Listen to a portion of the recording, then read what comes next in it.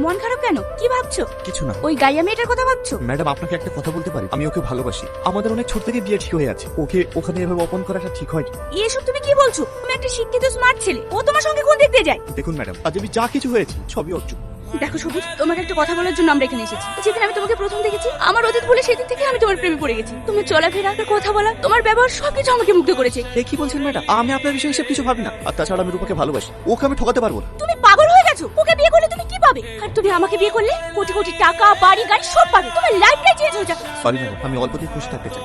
জানেন ম্যাডাম, স্বপ্ন দেখা সবার অধিকার আছে, কিন্তু স্বপ্ন দেখতে গেলে অকাত। আমি অকাতের বাইরে স্বপ্ন দেখতে চাই। আমি রূপার প্রতি লয়াল আছি, ওর জন্যই থাকবো। আমাকে ক্ষমা করুন। কাল তো রূপার সঙ্গে এরকম ব্যবহার করাটা ঠিক হয়েছে? মেয়েটা মেসে এসে কত কান্না করছিল। আরে যে মেয়েটা তোকে পাগলের মতো ভালোবাসে, সে সর্বোচ্চ দিয়ে তোকে আজ এই জায়গায় পৌঁছেছে। আর তুই তুই যেটা বলছেন ভালো করে বুঝতে পারছি। আমি ওকে অপমান করতে চাইনি। ম্যাডাম নাকি আমাকে ভালোবাসে, উনি আমাকে বিয়ে করতে চাই। এখন কি করবে কিছু ভেবে পাচ্ছি না।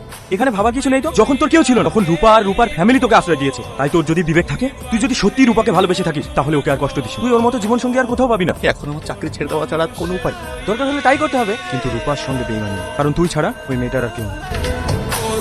কি হয়েছে? শরীর খারাপ? চ্যাটি, আমি তোমার কাছে এতদিন কিচ্ছু চাই। আমি মনের অজান্তেই সবুজকে অনেক ভালোবেসে ফেলেছি। ওকে ছাড়া আমি বাঁচবো না ড্যাডি। এতে সমস্যার কি আছে? আমি সবুজের সঙ্গে কথা বলছি। না ড্যাডি, ও অন্য একজনকে ভালোবাসে, তাকে বিয়ে করবো বলছে। তুমি যা করে হোক সবুজকে আবার করে দাও, না হলে তো আমার মেয়ে শেষ হয়ে যাবে ড্যাডি। বুঝতে পারি। এসো বসো, কিছু বলবে? আমি আর এই কোম্পানিতে কাজ করতে চাই। আমি রিজাইন দিয়ে এখান থেকে চলে যাবো। কেন, তোমাকে কেউ কিছু বলেছে? না মানে আমি বুঝতে পেরেছি তুমি আমার মেয়ের জন্য কাজ করো। তোমাকে আমি কথা দিচ্ছি, ও আর তোমাকে কোনোদিন ডিস্টার্ব করবে না। তুমি নিশ্চিন্তে কাজ করো। Okay sir. জ্যাজি, আমি তোমার কাছে ওকে চেয়েছিলাম, আর তুমি ওটাকে ওকে দূরে করে দিলে। শান্ত হও, আমি আছি। রূপা, রূপা, এই দেখ, বলাকে পুলিশে ধরছে। কেন? এইখানে লেখা আছে বলে টাকা চুরি করার অপরাধে পুলিশ তাকে গ্রেফতার করেছে। ম্যাডাম, আমার বলে চুরি করতে পারে না। ও চুরি করছে কিনা সেটা কোর্ট বিচার করবে। এখানে আমার কিছু বলার নেই। আপনার হাত ধরছি ম্যাডাম, আপনার হাত ধরছি ম্যাডাম। আপনি যা করে বলাকে বাঁচান।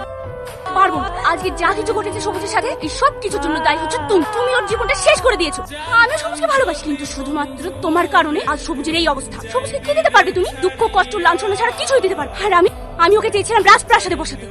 ম্যাডাম, আপনি যা করে পারেন বলাকে বাঁচান। একমাত্র আপনি পারেন বলাকে বাঁচান। আমি সবুজকে বাঁচাতে পারি, কিন্তু আমার একটা শর্ত আছে। কি শর্ত? তুমি যদি সবুজকে বাঁচাতে চাও, সবুজের ভালো চাও, তাহলে তোমাকে সারা জীবনের জন্য সবুজের লাইফ থেকে সরে যেতে হবে। কি হলো, পারবে? যদি পারো তাহলেই আমি সবুজকে বাঁচাতে পারবো। হ্যাঁ ম্যাডাম, পারবো। আমি বলাকে ভালোবাসি, আমিও চাই বলে ভালো থাক। ওর ভালো থাকার জন্য যদি আমাকে সারা জীবনের জন্য জীবন থেকে চলে যেতে হয়, আমি রাজি, আমি রাজি, আমি রাজি।